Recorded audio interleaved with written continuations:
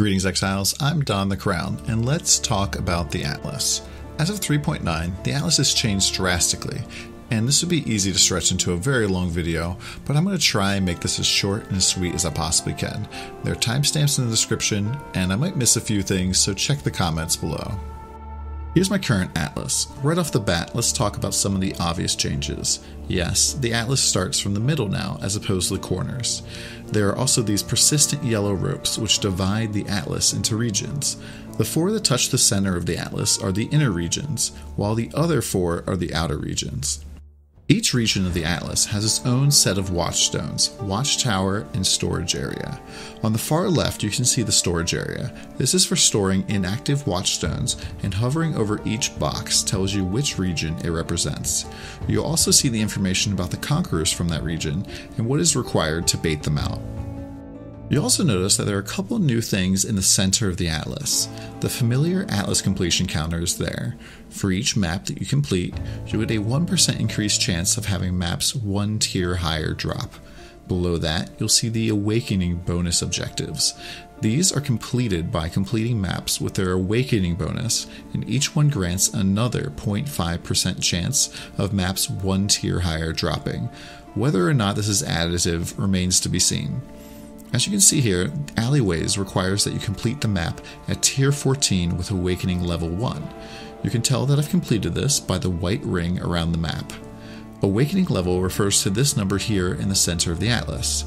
This is the number of fully watchstoned regions that you currently have. I have one at the moment, Lex Proxima, and is currently taken over by the Crusader, but still counts. You can tell the Crusader has control because the entire region is a light shade of red. The Hunter is green, Warlord yellow, and Redeemer is blue. Awakening levels also empower all maps you run and grant bonuses. Here's what Awakening level 1 looks like. Here's 2, here's 3, and here's 4. While it's easy to get distracted by the rewards, note that Awakening also increases the effect of modifiers on non-unique maps and increases the boss's life. I think at Awakening level 8, we'll see some really crazy modifiers. Since I advanced my Atlas about halfway to completion, it requires me to have all 4 stones in a region to draw out a conqueror. Generally, most regions start off with at least one conqueror available without any stones. At least for me, I had to run maps in each of the 4 outer regions, bait out a conqueror, and then defeat them before that conqueror would appear anywhere else.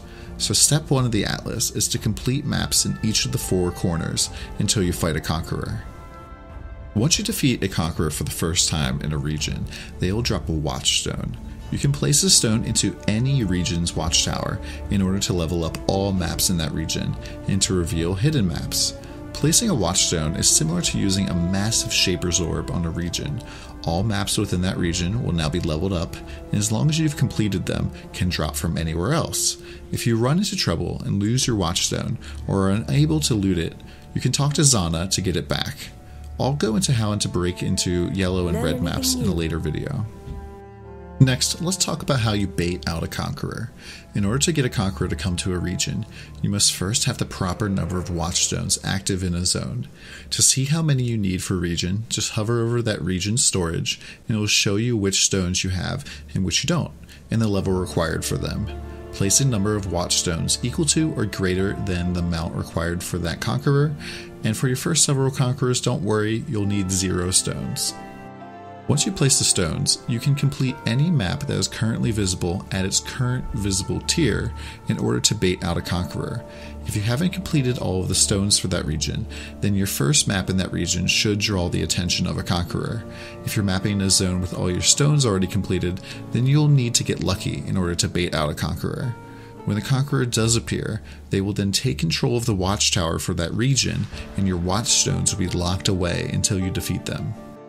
After you have a conqueror on your Atlas, run maps in that region and keep an eye on Officer Kirik for a new quest after each map.